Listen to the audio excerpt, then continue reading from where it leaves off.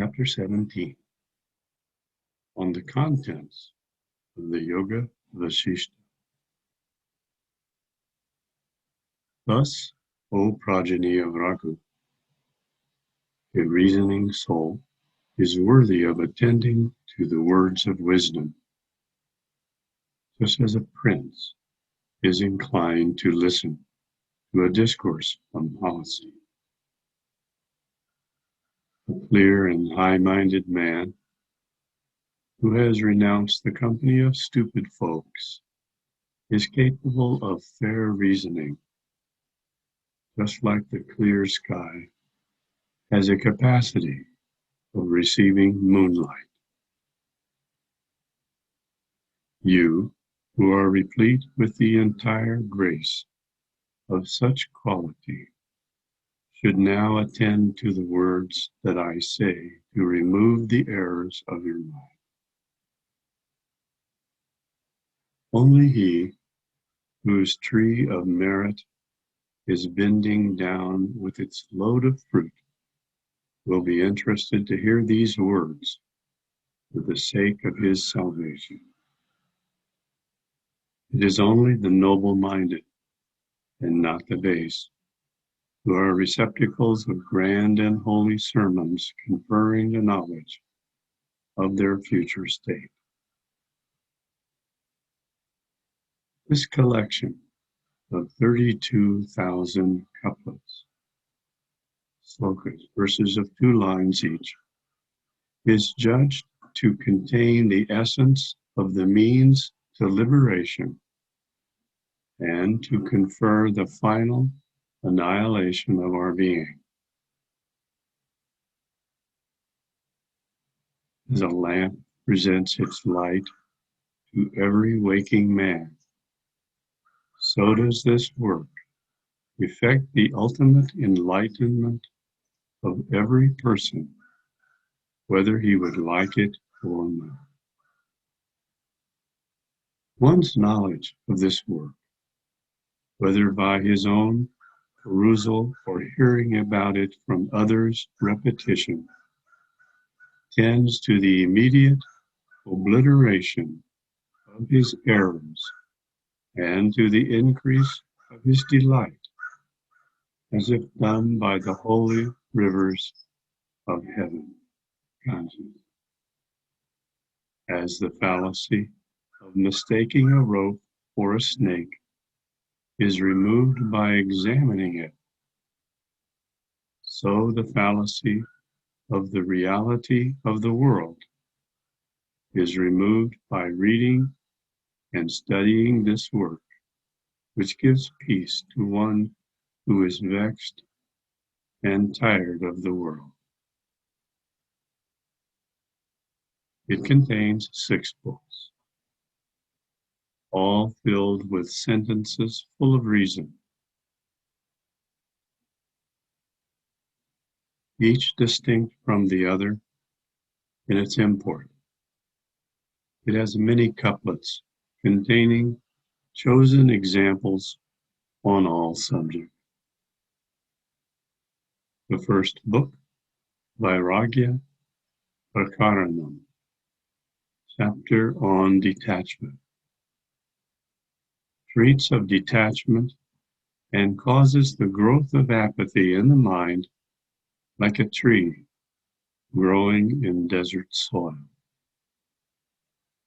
It contains 1,500 stanzas, which, being well considered in the mind, must impart a purity like the luster of a gem after it is polished. The next book, Mumukshu Vihara Parakaram, chapter concerning the qualities of the aspirant for liberation, dwells on the conduct of one longing after his liberation and contains 1,000 couplets arranged in judicious order. It describes the nature of men desiring their liberation.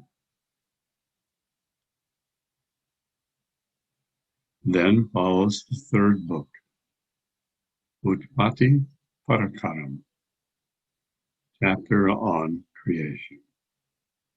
On the creation of the world, filled with stories and examples. It has 7,000 couplets, teaching sound philosophy about the spectator and spectacle of the world in the forms of I and you, designating the ego and non-ego. It contains a description of how the world was produced from its state of non-existence. A diligent attention to this chapter will convey a full knowledge of this world to the mind of the listener. This ego and non-ego, and this vast expanse with all the worlds, space and mountains, are to be seen as having no form or foundation, as there is no such things. There are no elements such as the earth and others. They exist only as the fabrication of our minds. They are like phantoms appearing in a dream, or like castles in the air. They resemble hills moving on the shore to one passing in a boat, or like hobgoblins appearing in an unsound mind. Such is the appearance of the world, which has no seed, source, or origin of its own. It is like the impression of a tail in the mind, or the sight of a chain of pearls in the sky, or taking a bracelet for its gold, or a wave for the water.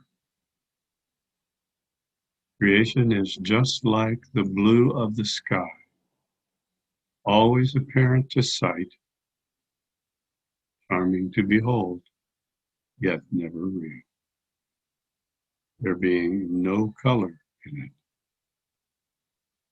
Thus, whatever unreal wonders appear to us in our dreams or in the sky, they are only like a fire in a picture that only seems to be burning and has no fire in it. The word Jagat, all that moves the universe, is appropriately applied to the transitory world, which passes like the sea with its heaving waves, appearing as a dancing chain of lotus flowers. It is as false as imagining a body of water from the sound of geese, and as useless as a withered forest in autumn, when leaves and fruit fall off, and the trees yield neither shade nor luscious nutriment. It is full of delirious cravings like men at the point of death, and is as dark as caverns in the mountains. Hence, the efforts of men are only acts of their frenzy.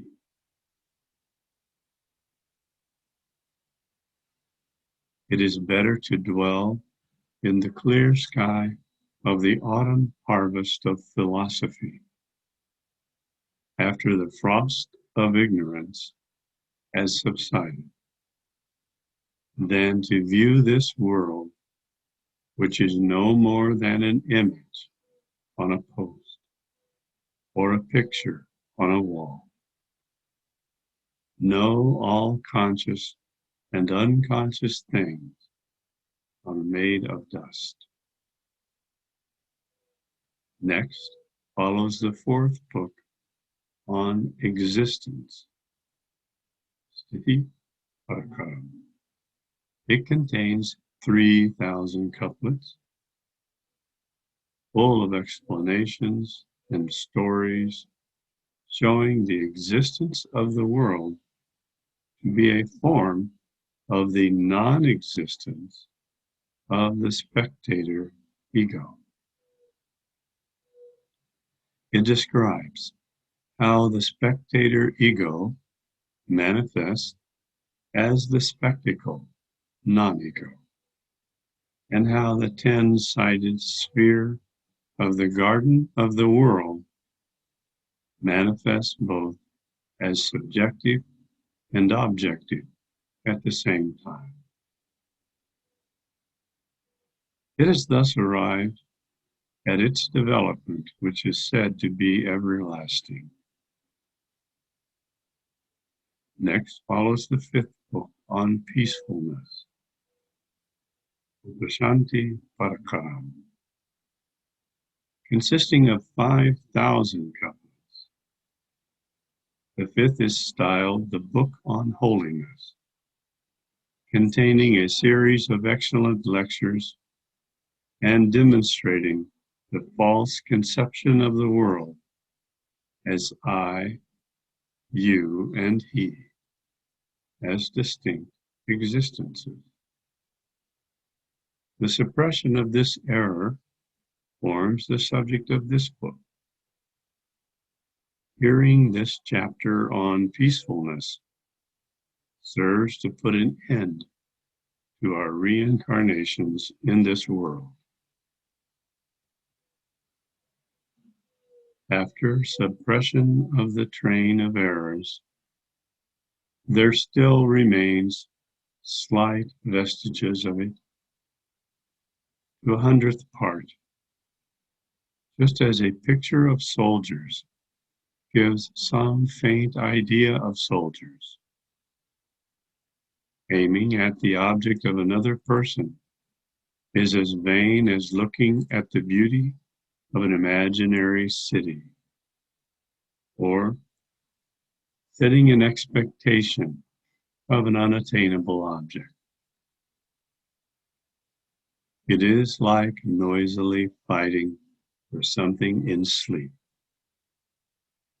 It is as vain as a man whose desires are not subdued, bursting into a roaring like that of the loud and tremendous thunderclaps.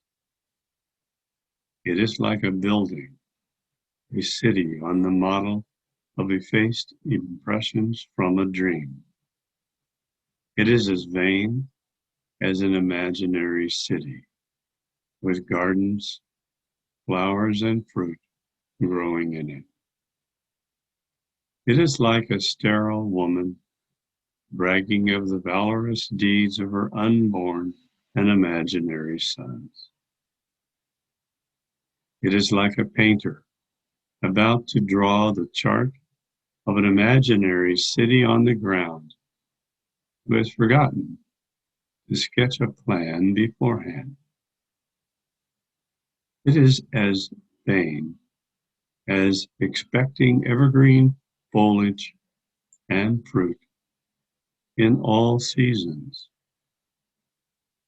and the breeze of an arbor that has not grown, or a future ornamental garden pleasant with the sweets of spring. Then follows the sixth book, entitled Annihilation,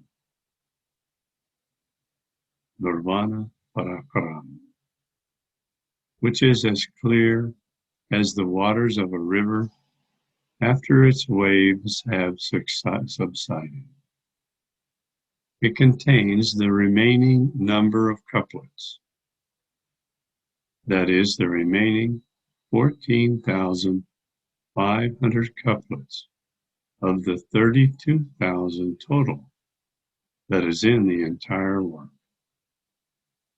Knowledge of these verses is pregnant with great meaning. Their understanding leads to the chief good of utter extinction and pacification of desires. The intellect that is separated from all its objects presents the manifestation of the soul, full of intelligence and free from all impurity. It is enveloped in the sheath of infinite void and is wholly pure and devoid of worldly errors.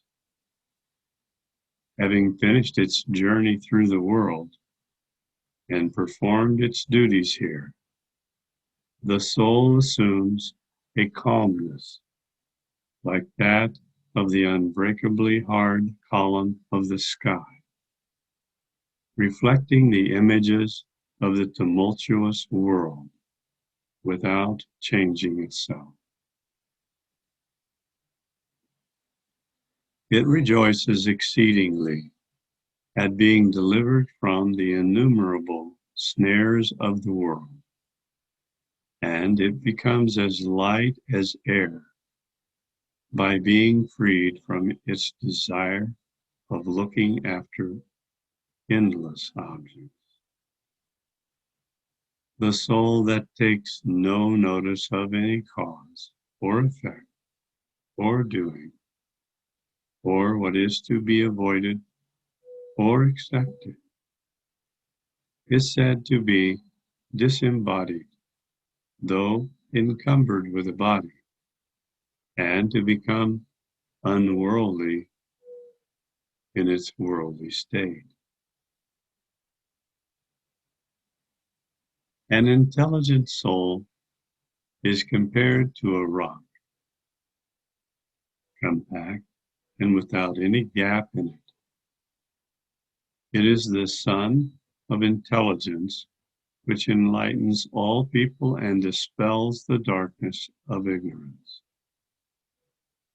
An ordinary soul, though very luminous, has become grossly darkened by being confined to the vile fooleries of the world and wasted by the malady of its cravings. When freed from the imaginary monster of its egoism, a soul becomes incorporeal, even in its embodied state, and beholds the whole world as if it were placed on the point of one of a multitude of hairs, or like a bee setting upon a flower upon Sumeru mountain. An intelligent and empty soul contains and beholds in its sphere 1,000 glories of the world, shining in each atom as it was in a mirror. It is not even possible for thousands of Vishnus, Shivas, and Brahmas to equal the great-minded sage in the extent of his comprehensive soul, because the liberated have their chief good stretched to a far greater limit than any.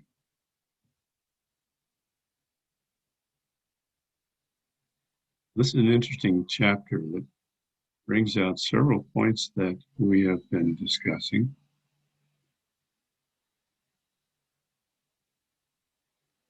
To start with, in verse 2,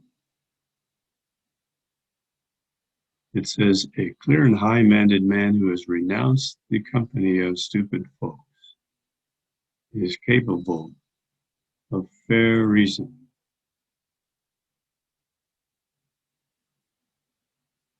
It is only, in verse 5, it is only the noble-minded, not the base, who are receptacles of grand and holy sermons, conferring the knowledge of their future state. This indicates someone who has connected with the silent witness and become the silent witness. Because only from that perspective of the silent witness will the yoga Vasishta actually bear fruit. And the fruit that it bears is the balancing of individual knowledge construct karmic traces.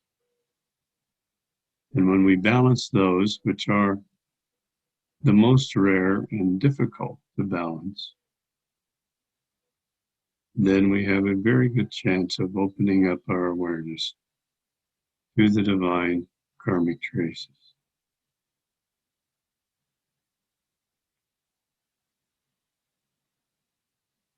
And then he goes on to describe the 6 books. And these 6 books help to lead us step by step to the balancing of these individual knowledge construct karmic traces. He speaks of the ego and non-ego, because the book is still addressing someone who is yet to realize their non-existence. But in verse 16 it says,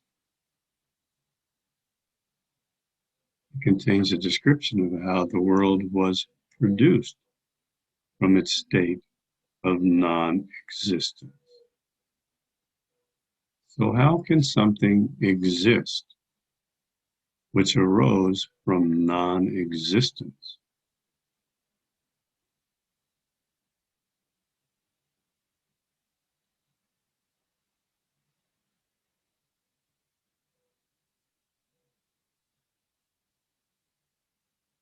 In verse 24, we are again referred to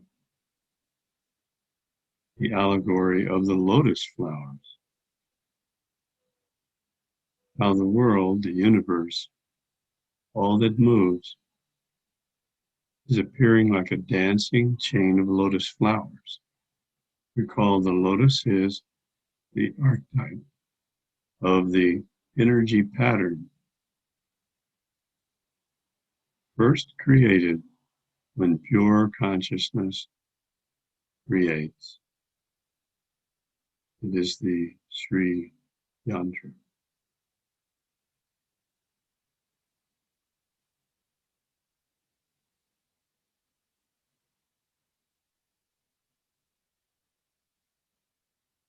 And then in verse 33,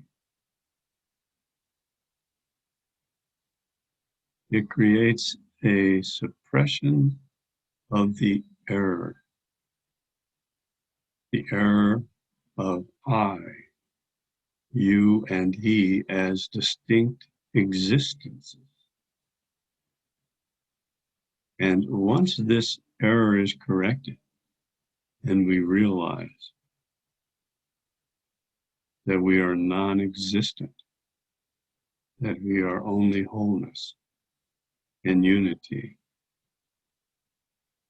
causes a peacefulness to descend on the individual. Because this lack of peace is caused by the sense of separation.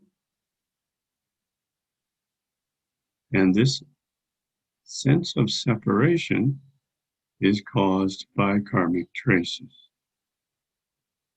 Karmic traces appear to fracture the wholeness of unity. But they only appear to do this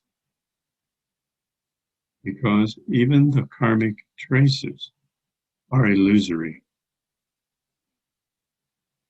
But since the karmic traces are energy patterns within the dream of the universe,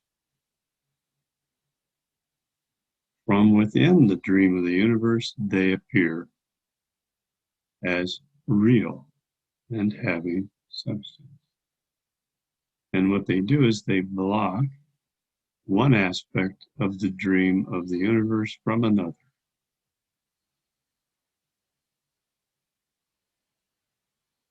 Creating the state of bondage, not being free. Then finally, the sixth book is entitled Annihilation, Nirvana.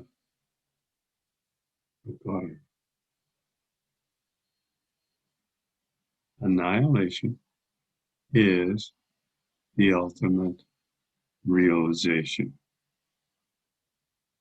Nothing exists. All is illusion. Existing means to stand out or be separate from the wholeness. Nothing truly does stand out or is separate from the wholeness.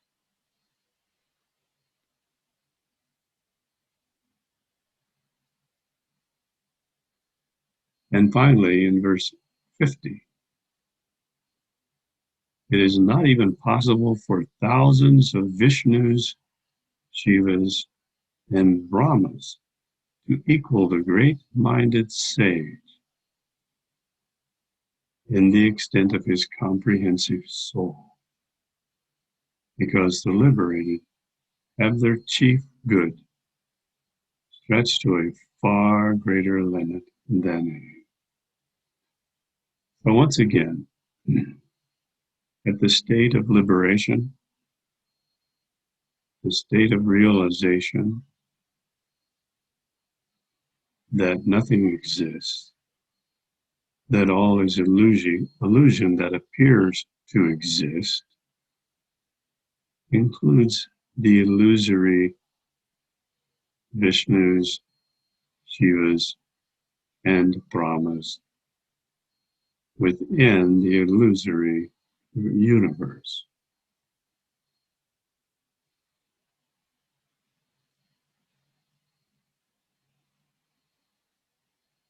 Chapter 18. The effect of the Yoga of Vasishta, its similes and examples. Vasishta said, the previous parts of this work, as already related, give rise to understanding, like seeds sown in a good field, never fail to produce a good harvest. Every human composition are acceptable, even when they instruct good sense, because men are always required to abide by reason. Otherwise, the Vedas should be renounced as unreliable.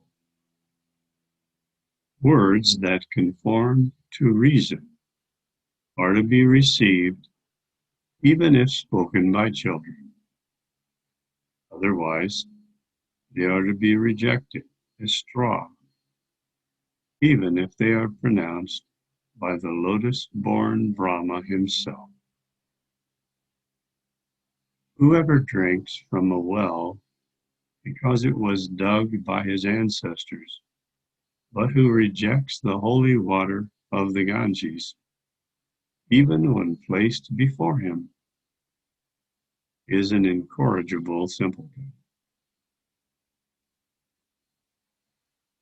As early dawn is invariably accompanied by light, so is good judgment an inevitable attendant on the perusal of this work. Whether these lessons are heard from the mouth of the learned or well studied by oneself, they gradually will make their impressions upon the mind by constant reflection on their sense. They will first furnish a variety of Sanskrit expressions, and then spread before him a series of holy and judicious maxims, like so many ornamental that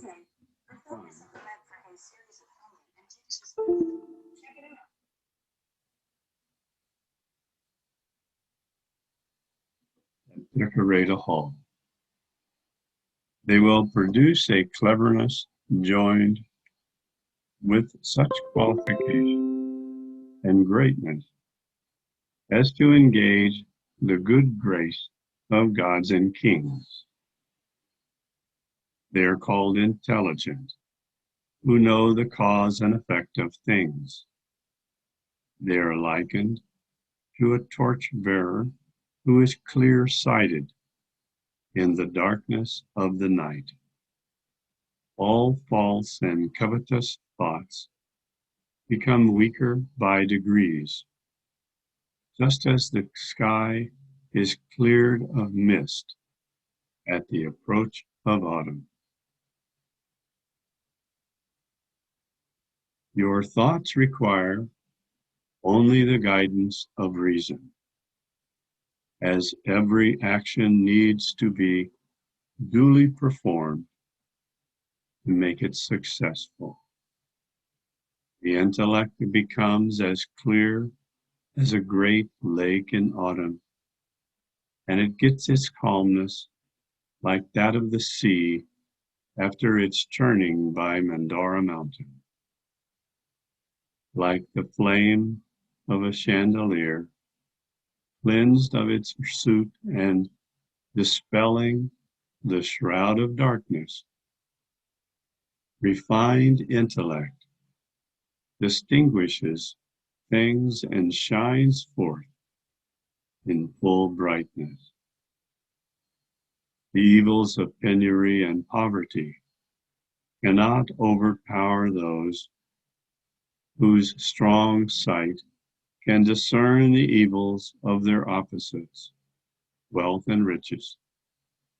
Just like no dart can pierce the mortal parts of a soldier clad in full armor, no worldly fears can daunt the heart of a wise man, however near they may approach him.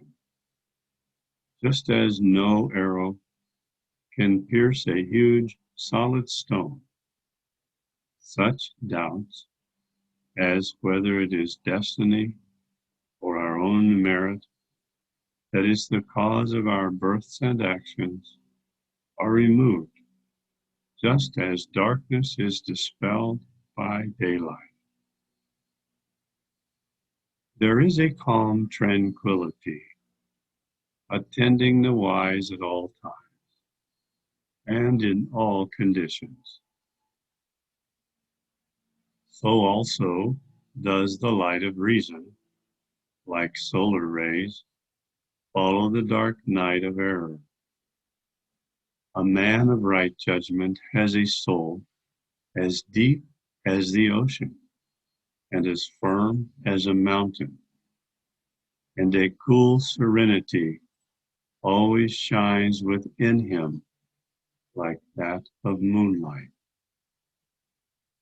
He who arrives slowly at what is called living liberation, who remains calm amid the endless turmoil, and who is quite aloof from common talk, has a mind that is calm and cool at everything. It is pure and full of heavenly light, shining serenely like a moonlit night in autumn. When the sun of reason illuminates the cloudless region of the sky, no ominous comet of evil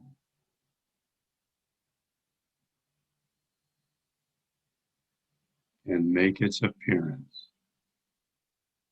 All desires are at rest with the elevated.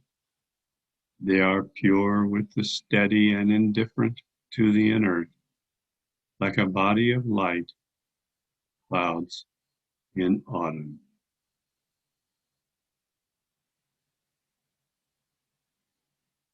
The slanders of envious ill-wishers are put out of mind by the wise, just like the frolics of night demons disappear at the approach of day. A mind fixed on the firm basis of virtue and placed under the burden of patience is not to be shaken by accidents, but remains like a plant in a painting. A knowing man does not fall into the pitfalls that lie all about in the affairs of this world. Who that knows the way will walk into a ditch? The minds of the wise are as delighted in acting in accordance with the instruction of good books and the examples of the virtuous, as chaste women are fond of keeping themselves within their inner apartments. The detached philosopher views each of the innumerable millions of atoms that compose this universe in the light of it being a world. The man whose mind is purified by a knowledge of the precepts of liberation neither regrets nor rejoices at the loss or gain of the objects of enjoyment. Men of unfettered minds look upon the appearance and disappearance of every atomic world as the fluctuating wave of the sea. They neither grieve at the unwished for occurrences, nor pine for their wished for chances. Knowing well all accidents are the consequences of their actions, they remain as unconscious as trees. These holy men appear just like ordinary people. Their minds remain unconquered, and they live upon what they get, whether they receive any manner of welcome or unwelcome. They, having understood the whole of this scripture, and having read and considered it well, hold their silence like a curse or blessing, which is never uttered by saints. This scripture is easily to be understood, and it's ornamented with figures of speech. It is a poem full of flavors and embellished with beautiful similes. One who has a slight knowledge of words and their meanings may be self-taught in it, but he who does not understand the meanings well should learn from a pundit. After hearing, thinking, and understanding this work, one has no more need to practice austerities or meditation or repeating mantras or performing other rites. A man requires nothing else in this world for the attainment of his liberation. By deep study of this work and its repeated perusal, a man attains an uncommon scholarship and the purification of his soul. The ego and the non-ego, that is, the viewer and the viewed, are both only imaginary monsters of the imagination. Only their annihilation leads to the vision of the soul. The error of the reality of ego and the perceptible world will vanish away like visions in a dream. For who that knows the falsehood of dreams will fall into the error of taking them for truth. As an imaginary palace gives no joy or grief to anyone, the false conception of the world is the same. Just like nobody is afraid of painting of a serpent.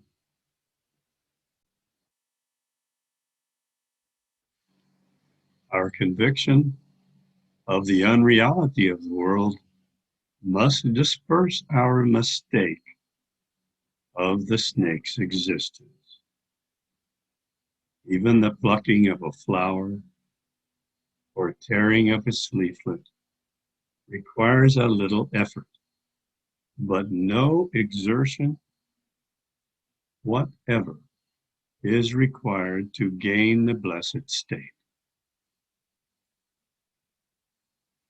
Plucking or pulling off a flower involves an action of the body, but with yoga, there is no physical action. You only have to fix your mind. It can be practiced with ease by anyone, sitting in his easy seat and fed with his usual food, who is not addicted to gross pleasures or breaching the rules of good conduct. You can derive happiness from your own observations at any place and time, as you can from your association with the good whenever it is available.